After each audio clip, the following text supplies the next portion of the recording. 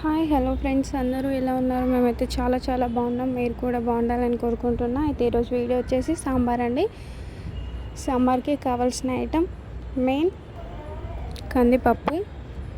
నేను ఇక్కడ కందిపప్పు ఒక కప్పు తీసుకున్నా. కందిపప్పు ఒక 3-4 విజిల్స్ వచ్చేటట్టు ఉడికించుకోవాలి. మంచిగా కడుక్కొని ఉడికించుకోవాలి. ఉడికించుకున్న తర్వాత బెండకాయ, వంకాయ, క్యారెట్, సొరకాయ, కొత్తిమీర, టమాటో, పచ్చిమిర్చి అన్నీ వేసుకోవాలండి. వేసుకొని కొంచెం వాటర్ వేసుకోవాలి. పప్పులో వేసుకొని ఒక విజిల్ పెట్టేయాలి. విజిల్ పెట్టకుండా పర్లేదు కానీ ఒక 5 మినిట్స్ 10 మినిట్స్ అట్లా ఉడికించుకోవాలి. సొరకాయలు కదా, కొంచెం టైం పడుతుంది ఉడకడానికి. ఇగో ఈ విధంగా అన్నీ వేసి ఇలా కలుపుకోవాలి.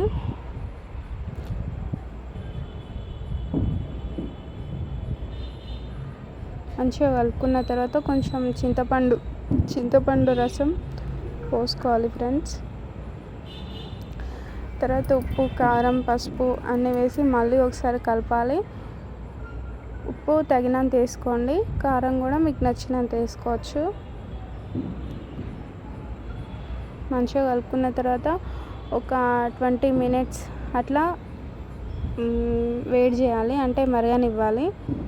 మంచిగా కుక్ అవ్వాలి. సొరకాయ ముక్కలు అట్లా ఈ విధంగా ఉడకాలి. కర్రీ అంతా ఉడికిన తర్వాత మనం దీన్ని తాలింపు వేసుకోవాలి. తాలింపు వేసుకోవడానికి ఫస్ట్ ఆయిల్ తీసుకోవాలి. ఆయిల్ తర్వాత ఎండుమిర్చి,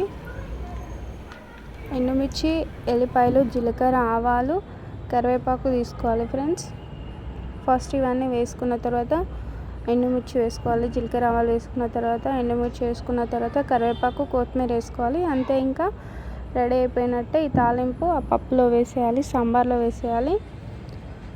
లైట్గా కొంచెం పసుపు యాడ్ చేసుకోవచ్చు మీకు నచ్చితే. నేనైతే కొంచెం యాడ్ చేసిన పసుపు.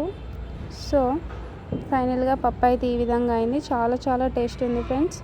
మీరు ఒకసారి ట్రై చేయండి. నాకైతే నచ్చింది. మళ్ళీ ఈ పప్పు విత్ బగారా రైస్ కాంబినేషన్ చాలా బాగుంటుంది. ఒకసారి ట్రై చేయండి మీరు కూడా. బగారా విత్ సాంబార్ చాలా బాగుంటుంది. నేనైతే ఎప్పుడు సాంబార్ వేసినా కూడా బగారా రైస్ అనేది వేస్తా ఫ్రెండ్స్.